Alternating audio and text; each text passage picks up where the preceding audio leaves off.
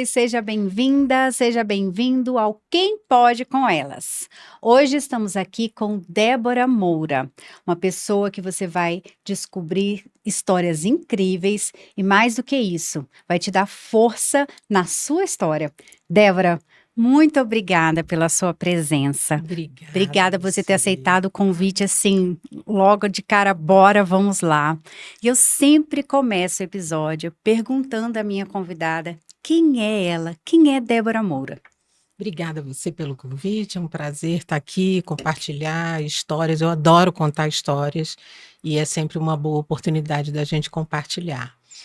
Débora Moura é uma mulher preta, 50 a mais, já chegando aos 60 ainda esse ano, vinda de uma família de militantes da causa negra no Brasil.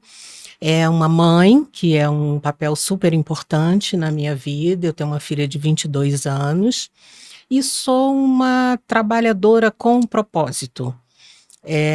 Eu consegui chegar num lugar onde eu trabalho com propósito, unindo a minha força de trabalho ao propósito de poder contribuir com o crescimento das pessoas, com o letramento das pessoas com relação à diversidade, aos direitos humanos. Essa é a Débora. Ai, Débora, é uma honra ter você aqui. Você já veio trazendo aí um monte de elementos para o nosso papo, né? É, a gente, quando você traz assim, olha, eu estou com um propósito e eu consigo levar para as pessoas a diversidade. Fala para nós como você se viu nesse lugar com esse propósito de vida e ascendendo e trazendo mulheres junto com você, pessoas junto com você para a diversidade, para a causa das pessoas pretas. Me conta um pouco como foi essa história. Foi assim? Você já nasceu assim? Porque você fala que trouxe, né, da sua família, vem de uma família que trabalha já na causa há muito tempo, mas me conta a sua história. Não veio de uma forma, acabou vindo de uma forma tardia, digamos assim, né? Que eu encontrei esse propósito verdadeiro no meu trabalho. Eu tive uma carreira feita dentro da produção em agências de publicidade, e em algum momento isso não funcionou mais para mim. Trabalhar com a produção não funcionava mais, não me trazia mais o prazer pelo propósito que eu buscava na minha entrega como profissional. E acho que eu estava no lugar certo, na hora certa, numa empresa que começava um projeto de diversidade dentro da empresa, que já tinha um comitê da diversidade do qual eu fazia parte.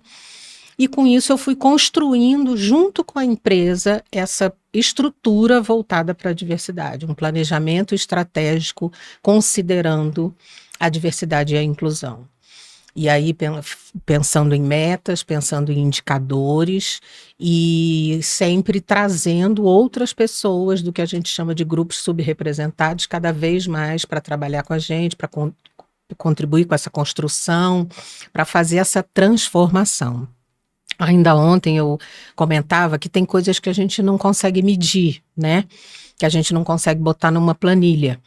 Mas a gente tem inúmeras histórias nessa trajetória Sim. de 4, 5 anos, transformadoras, de pessoas que enxergaram outros caminhos, pessoas que buscaram outras carreiras, como eu também busquei, né?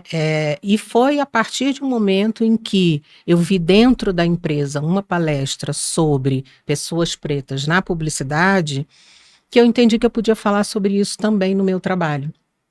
E a partir daí abracei essa causa no meio corporativo e é com o que eu venho trabalhando ainda hoje.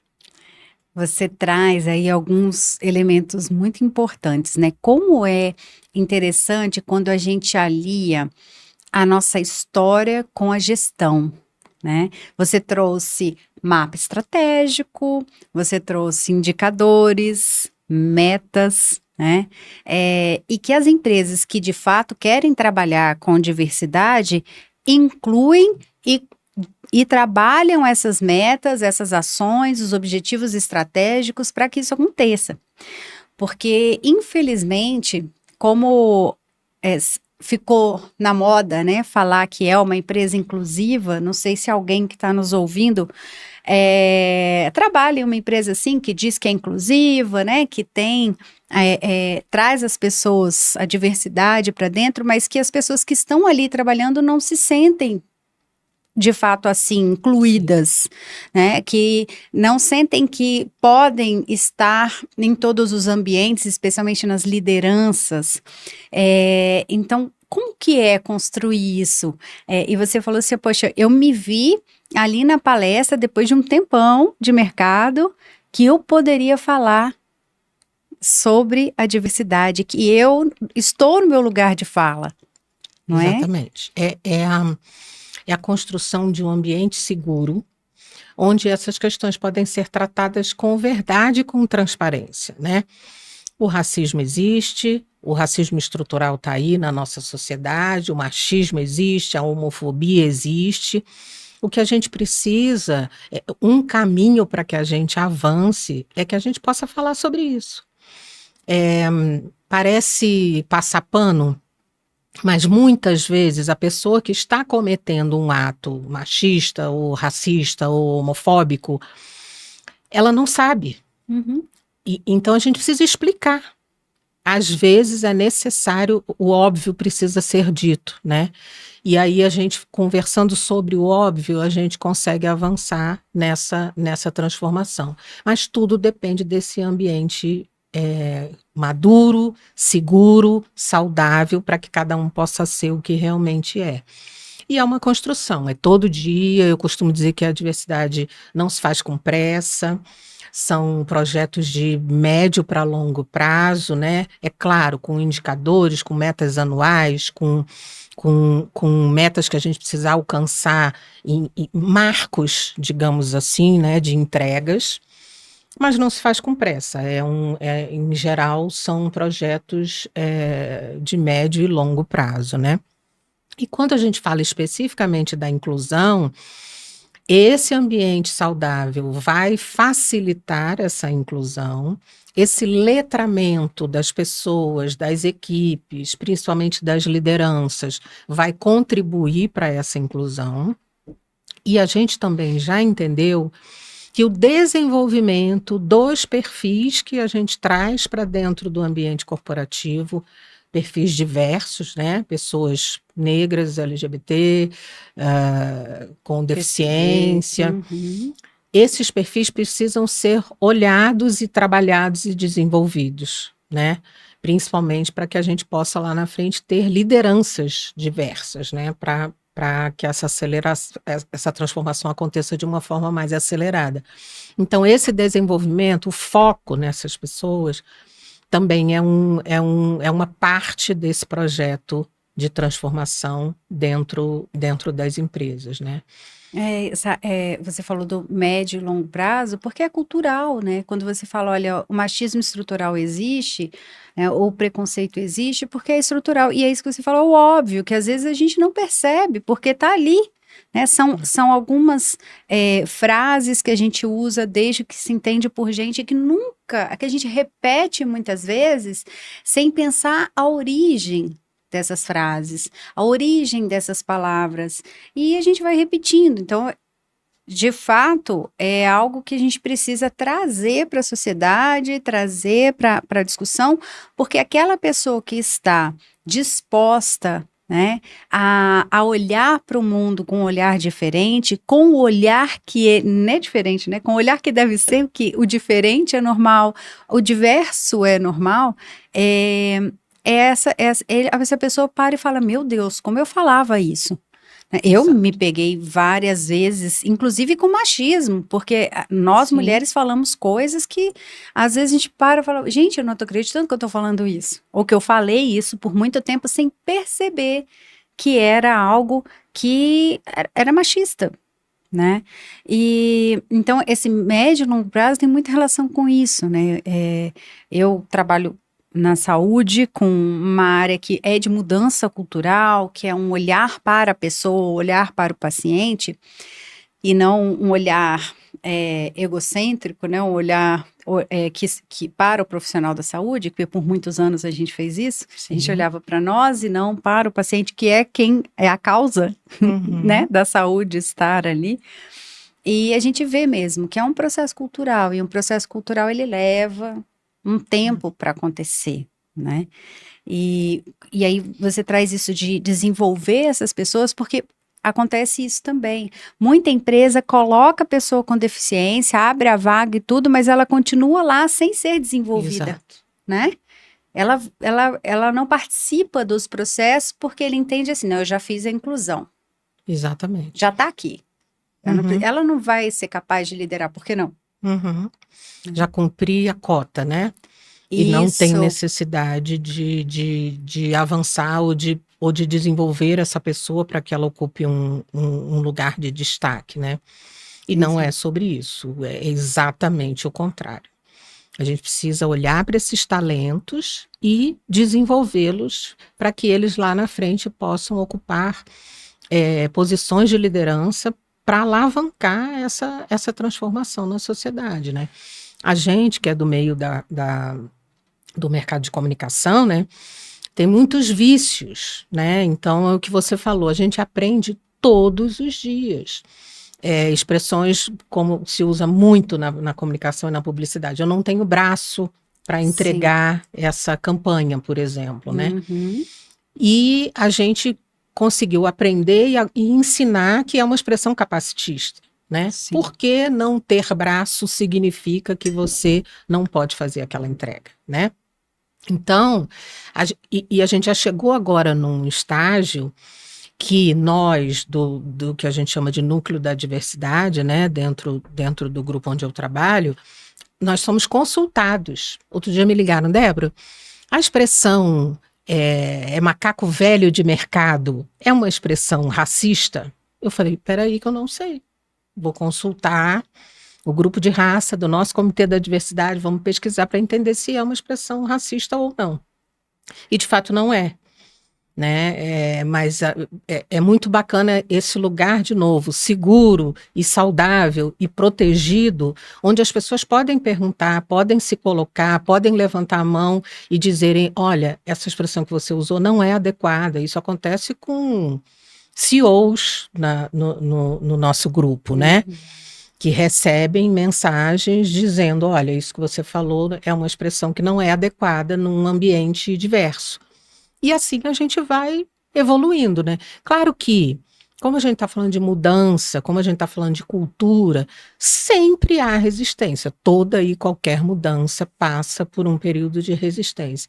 Mas muitas vezes é uma resistência por pura falta de conhecimento, né? De onde isso pode levar, do quão produtivo o ambiente se torna quando ele é diverso. Uhum. A gente que trabalha na área da comunicação, se a gente quer falar com todos os públicos, a gente precisa ter pessoas de todos os públicos, de toda a diversidade da nossa sociedade dentro do nosso ambiente, né?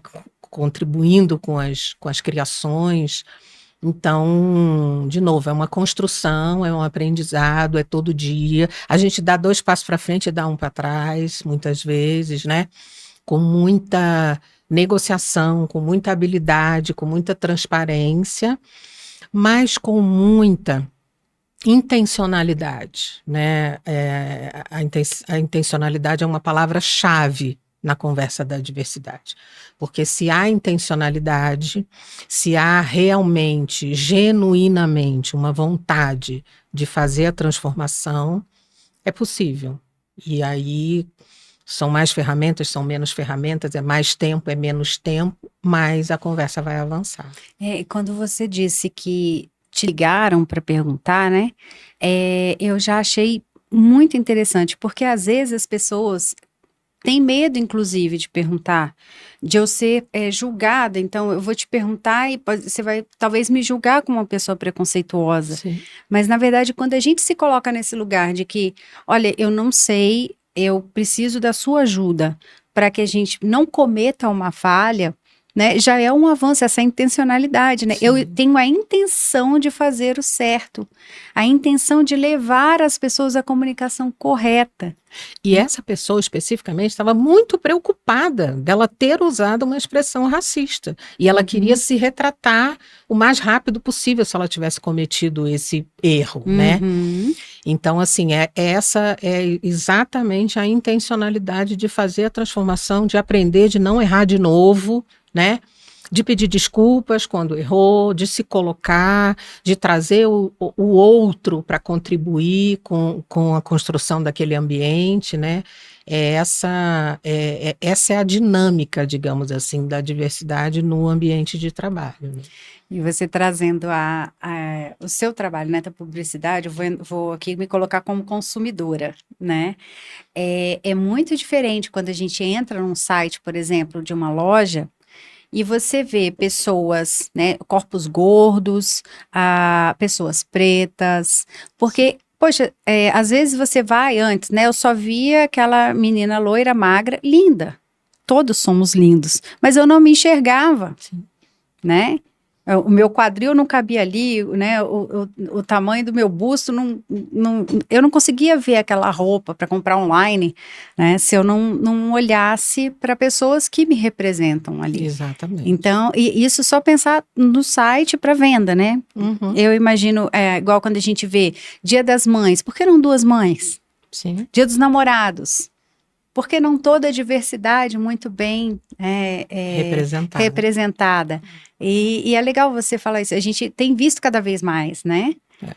As marcas muitas vezes são atacadas também por enfrentarem a causa, né? Mas eu tenho certeza que elas não se arrependem, né? Eu acredito que não. É um caminho que não tem volta, né? E não tem volta porque também por uma exigência da própria sociedade, né? A sociedade quer se ver nas marcas, quer se ver nos sites, quer se ver na publicidade, né? Isso. E ela não vai comprar, ela não vai engajar com aquela marca se ela não estiver ali representada.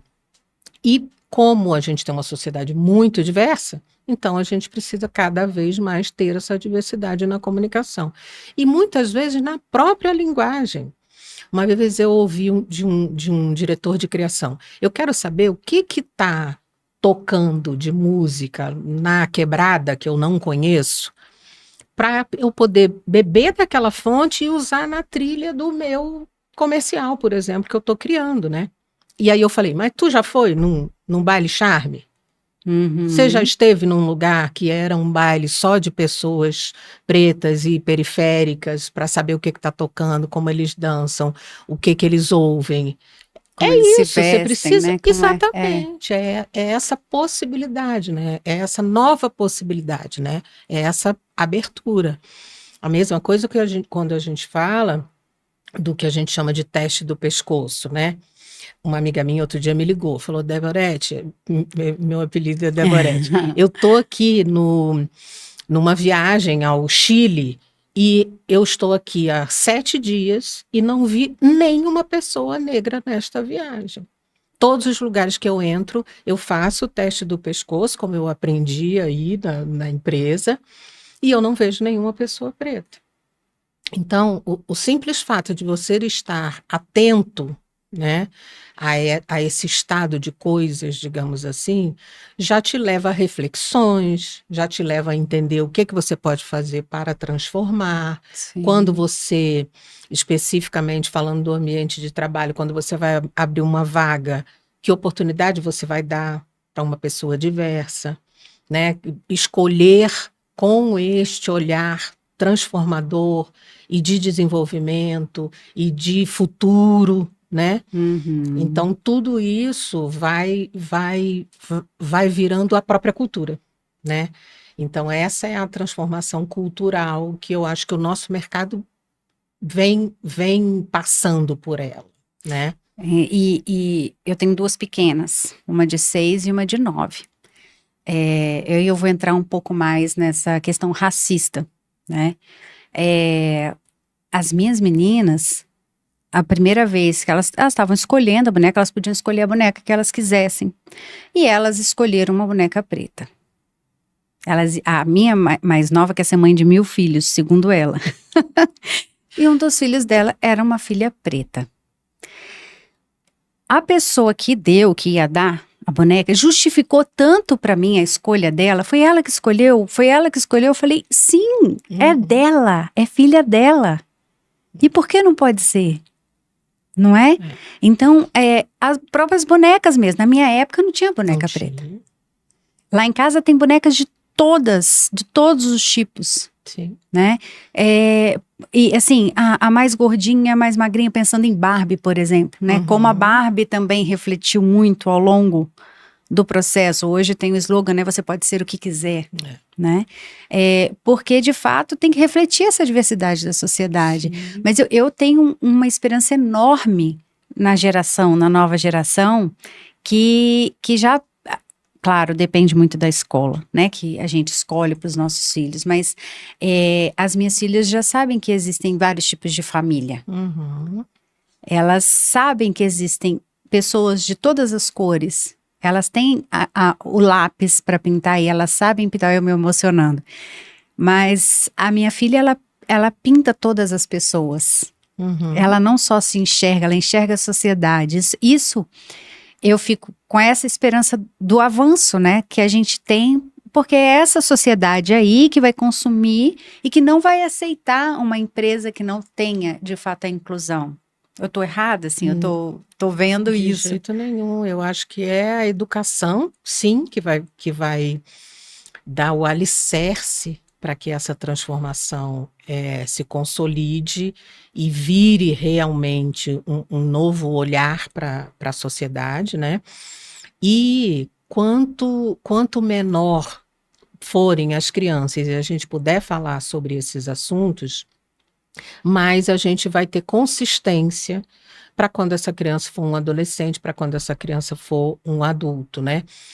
E, de novo, são conversas, é a gente falar sobre isso, né?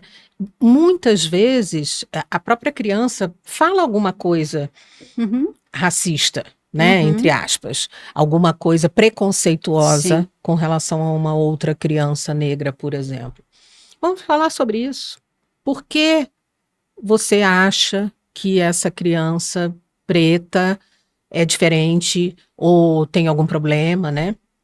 Por outro lado, isso que eu falei também do teste do pescoço e de transitar em lugares onde tenham pessoas pretas, majoritariamente pretas, né? Também traz essa normalização, né? Porque se a criança só transita em locais onde as pessoas negras só são serviçais, digamos assim, né? Só estão em posição de subserviência, essa é a imagem que ela vai trazer de pessoas pretas na nossa sociedade, né? Então, quanto mais novas possibilidades, né? Novos olhares, e aí vale para novas formas de família, vale para, né, novas construções familiares, né? Mas isso vai se naturalizar no olhar, né? E mais facilmente a gente vai conseguir aceitar o outro como o outro é, porque é sobre isso, né? É aceitar o outro como ele é, que é muito difícil, né? Nas relações, no dia a dia, né? Se relacionar faz parte da essência humana. E muitas vezes é uma arte e precisa de muita habilidade. Exato. E ainda incluindo a diversidade para dar um caldo, né? Então, é sempre uma construção. E num país como o nosso, não tem como a gente pensar diferente, né? De não... Ok, colocando a sua amiga que foi ao Chile e... Ok, né? Lá tem mais dificuldade mesmo de ver a diversidade do que no nosso país, que tá aí, né? Nós somos diversos, nós somos, né? Enfim, muitas vezes as pessoas estão nas suas bolhas, né? E a gente não permite esse olhar para fora da bolha, porque é isso, é difícil muitas vezes lidar né, dentro da família, alguém faz alguma coisa um pouco diferente, já desperta aquele, ué, mas não foi para isso que eu te criei, Sim. né? Tem aquelas coisas que, às vezes, dentro da própria família, a gente pode ter essas dificuldades, né, de sair dessa bolha. E você traz isso muito interessante, assim, esse olhar de vamos colocar as crianças em vários lugares, né?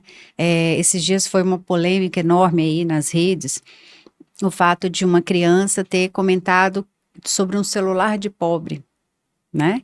E aí foi uma polêmica muito grande, enfim, que nós não vamos entrar aqui, mas que é esse olhar, né? Peraí, o que há de ruim uma pessoa ter um outro tipo de celular? Que não o que você está acostumado, Sim. né? Eu falo muito com as minhas filhas, falo assim, ser pobre não é feio, até porque sua mãe, minha filha, ralou muito para você ter uma escola particular hoje, tá numa vida um pouco melhor, né? Assim como meu pai ralou muito para eu conseguir estudar, né? Se for ver o que ele comia na infância, o que ele fazia na infância dele, né?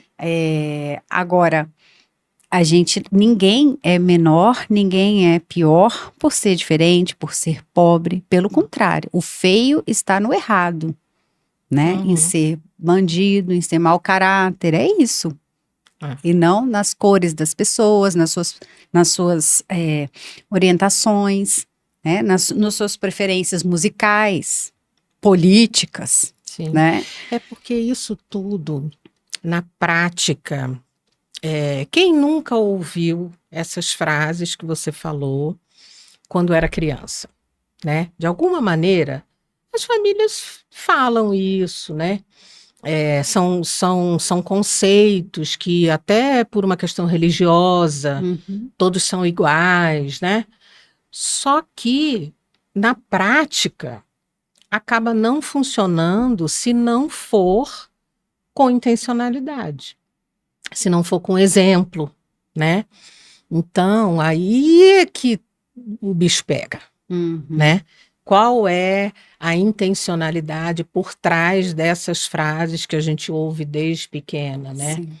Qual é a prática que os pais estão fazendo para que a criança não chegue à conclusão que é um celular de pobre?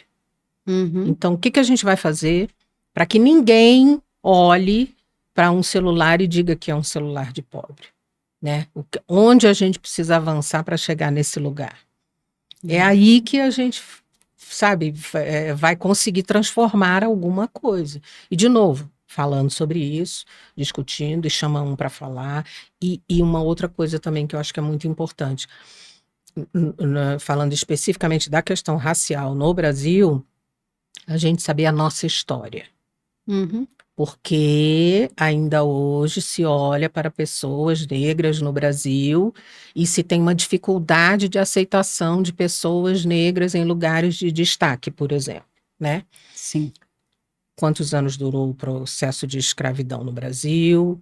Como foi o processo de abolição da escravatura, que não deu nenhuma oportunidade para essas pessoas, que ficaram sem nenhum apoio do governo, sem terra, sem saúde, Havia lei que proibia pessoas negras, mesmo que fossem livres, de estudar no Brasil, por exemplo, né? Então, a gente também entender a nossa história ajuda a entender os próprios preconceitos, a entender as próprias dificuldades e aí dar um passo adiante, né? Porque não sabemos pessoas negras no Brasil não sabem da sua origem, porque todos os documentos foram queimados. Qual foi o motivo para isso, né? Que consequências isso traz até hoje de dificuldade de se relacionar com a sua própria ancestralidade, né? Quando eu comecei a trabalhar com isso, tenho um amigo que conversamos muito e foi uma pessoa que sempre me apoiou muito desde o começo, nesse processo de transição, que foi bem difícil e dolorido, né, de transição de carreira, quando eu migrei da área de produção para a área de gestão de pessoas para trabalhar com a diversidade. E aí uma vez ele perguntou, como é que está sendo, Deborete, né? Como é que tá para você? É difícil, né? Eu falei, olha, tem uma ancestralidade que paira aqui o tempo inteiro, entendeu? Minha avó, que foi empregada doméstica a vida inteira, está aqui, do meu lado o tempo todo, entendeu? Isso Uhum.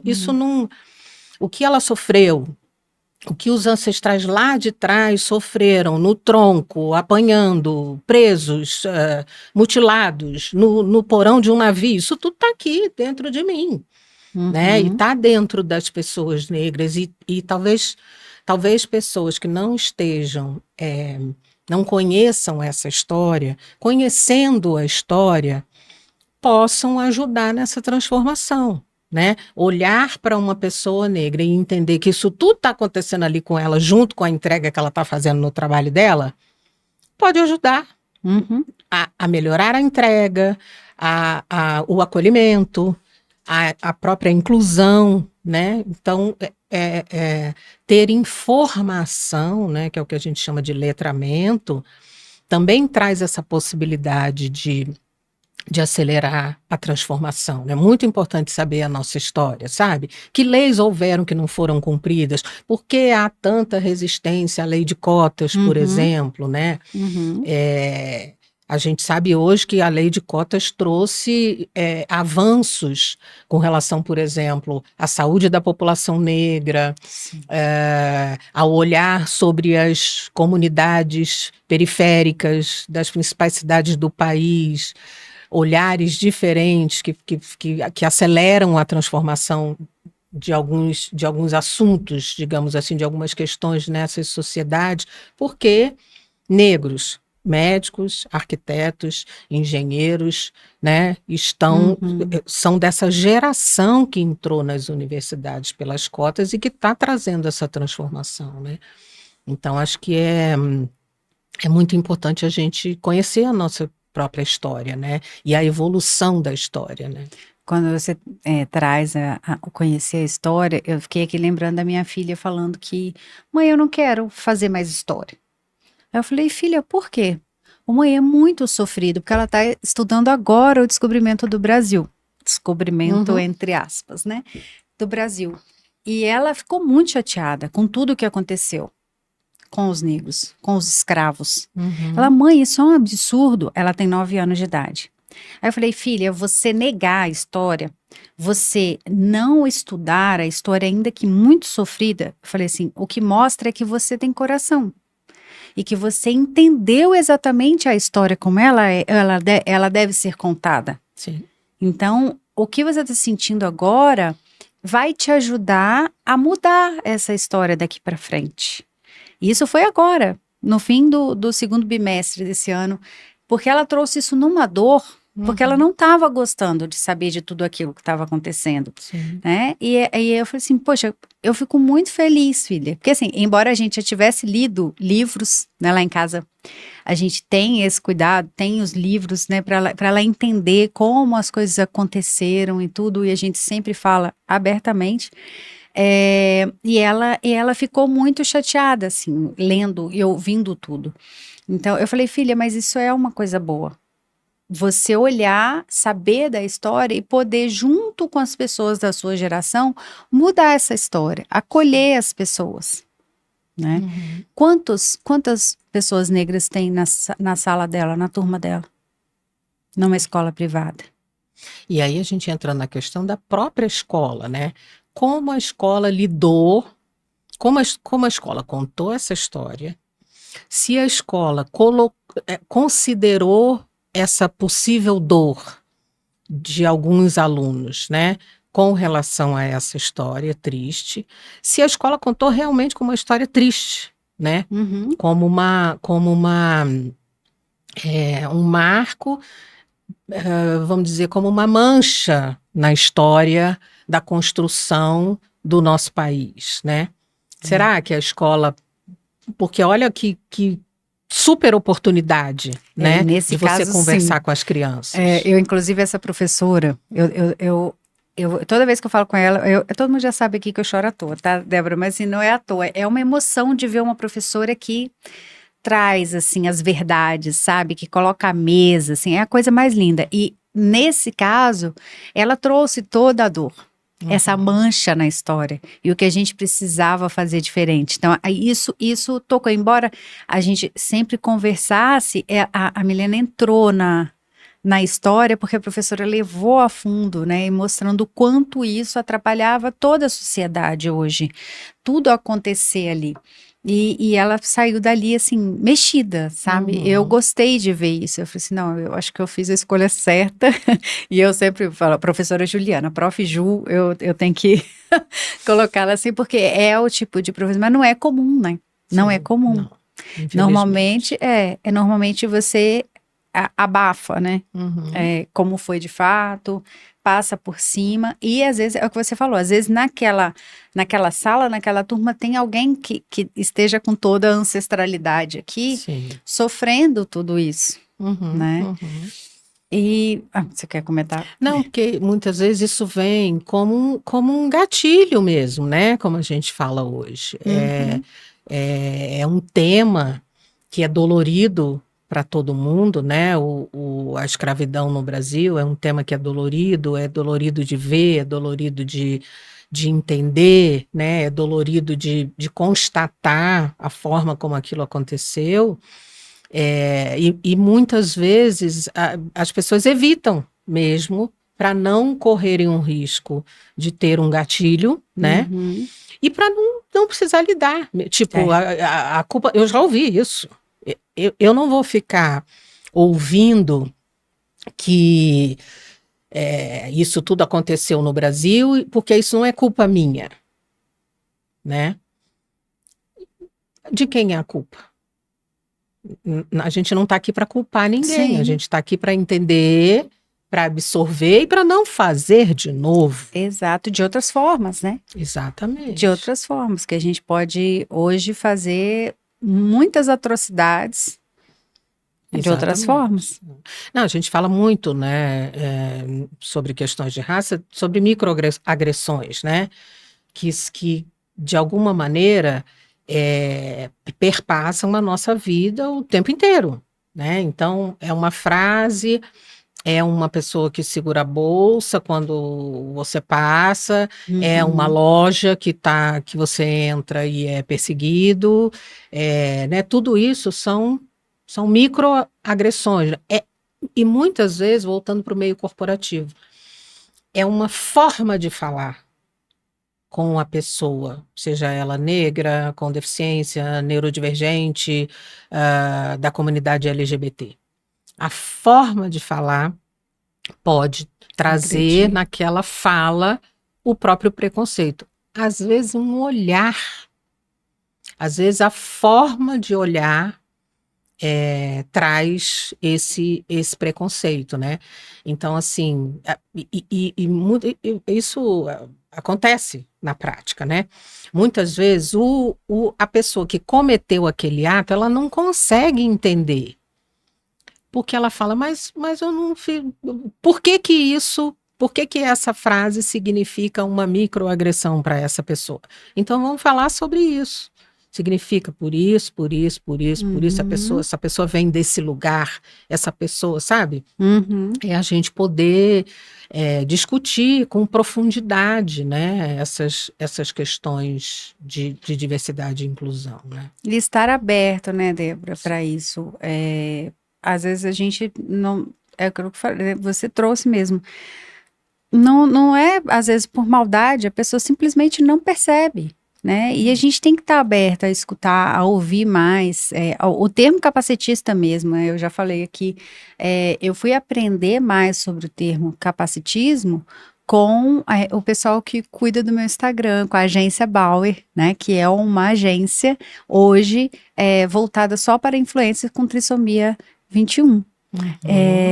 Então, eu fui entender todo esse lugar, porque eu não tinha PCD na minha família, então eu não conseguia entender alguns termos. Lógico, outros são muito claros para muita gente, mas elas me falaram, isso aqui é capacitismo. Você, como profissional de saúde, falar com a mãe de um adulto com trissomia 21 é capacitismo. A gente fez até um vídeo sobre isso, porque eu falei, não, vamos falar sobre isso, a gente precisa falar, eu não tenho que falar, eu tenho que falar com um adulto com trissomia 21. Com o idoso agora, né? Eu passo por isso direto com meus pais. Eu tenho pais idosos, né? E acontece o tempo inteiro. Eu acompanhando eles em consulta e o profissional da saúde se dirige a mim e não a eles, E não é que isso. estão na sua plena atividade e lucidez. É muito impressionante. Com o idoso é muito impressionante. E quando a gente fala aí do idadismo, né? Uhum. É um lugar onde, se tudo der certo, todo mundo vai chegar, Sim, tomara, né? Então, esse é um outro tema que a gente precisa se ater a ele, né? Porque a gente faz isso o tempo inteiro. E é muito difícil, né? É muito difícil aprender, é muito difícil buscar letramento, é muito difícil ouvir, né? Consequentemente, é muito difícil mudar, né? Levar esse outro olhar para a pessoa idosa, né? E às vezes nem tão idosa como eu, por exemplo, que vou fazer 60 anos em dezembro, já vou entrar nesse rótulo do idoso, né? Uhum. Mas entender quais são as capacidades que a pessoa com 60 anos ainda tem e ainda pode entregar, e por outro lado, quais são as limitações, né? Uhum. Esse é um tema que a gente vai precisar discutir muito rapidamente, porque a própria sociedade está envelhecendo, né? E não Então, está preparada, né, para envelhecer. não. É impressionante. A gente não entendeu isso. É mais um tipo de preconceito, né? Sim, É o que você falou, da inclusão, da diversidade também inclui as pessoas 60 a mais, sim. né? E a gente E precisa na falar. comunicação. Quem está fazendo comunicação para esse público, que vai ser o público majoritário Uhum. daqui a alguns poucos anos, né? Quem está se preparando para esse momento, né? E tem uma coisa muito interessante, que é a gente olhar também para o negócio, né? Porque os negócios movem a sociedade também, né? Uhum. Então, uma coisa tem que andar junto da outra. Então, negócios, para serem sustentáveis, também vão precisar estar nessa Sim, conversa da diversidade, nessa conversa do idadismo, nessa conversa da inclusão, né? Para que sejam realmente sustentáveis e longevos e sim. transformadores e Que esse cliente, que ele vá junto com o cliente, né? Que o cliente esteja ali com ele. exato. Nossa, Débora, a gente poderia ficar aqui tanto tempo falando tanta coisa, assim. Eu queria perguntar para você, para a gente ir caminhando para o final, né? Eu acho que é só o primeiro dos nossos papos. Eu acho que tem muita, muita coisa para falar mesmo. A nossa sociedade precisa aprender, eu preciso aprender muito sobre isso. E adorei você aqui falando, né? Porque eu sou muito.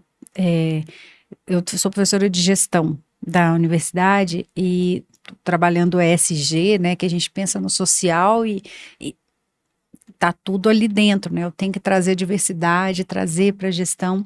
E eu queria te perguntar, assim, para uma pessoa que esteja pensando em trazer as pautas da diversidade para o seu negócio, né? O que você deixa de mensagem, assim? Eu acho que a primeira coisa é ouvir. Eu sempre falo de olhar atento e escuta ativa, né? Que são dois conceitos aí que a gente usa muito na diversidade. Então, ouvir é um primeiro passo. Chama as pessoas de grupos subrepresentados, como a gente chama, e ouve. Como está sendo para elas, como aquele ambiente está sendo para elas, o que elas querem trazer como contribuição, ou como reivindicação, ou como, às vezes, não, isso aqui funcionou muito bem para eu me sentir confortável nesse ambiente, né? Então, acho que ouvir é o primeiro passo. É, é, precisa ter uma métrica, né? Precisa saber, dentro daquele ambiente, quantos são, quais são as características das pessoas que estão ali trabalhando, né? Quais são as principais necessidades, né? A gente hoje tem ferramentas para fazer esse tipo de pesquisa, né, dentro do ambiente corporativo, e a partir daí pensar em ações para manter esse tema de uma forma perene na pauta. Não só como sensibilização, conscientização, letramento, né? Como ter na pauta o que a gente chama hoje do lifelong learning com relação à questão da diversidade, né? A gente aprende todo dia. Todo dia é uma coisa que eu aprendo. É uma frase, é um jeito de olhar, é uma coisa nova, às vezes é um ambiente novo que eu não sabia que existia, por exemplo, né, onde um determinado grupo subrepresentado se reúne, costuma ir. Às vezes é uma expressão que é usada por determinado grupo subrepresentado. Então, a gente aprende todos os dias, né? Então, acho que começar ouvindo, né, e manter o aprendizado contínuo com essa intencionalidade da transformação. Ai, muito legal. Mais uma vez, Débora, obrigada por você ter vindo, você ter aceitado o convite. Tenho certeza que quem está nos ouvindo, vendo, se inspirou muito na nossa conversa, refletiu o que é muito importante, né? A gente refletir nossa própria prática todos os dias, né? O que a gente faz todos os dias. Eu te agradeço mais uma vez. Obrigada a você. Foi um prazer, um papo delícia, descontraído, como você mesma falou, que não seja o primeiro, que a gente possa conversar outras vezes e trazer novas pautas e mais aprofundamento.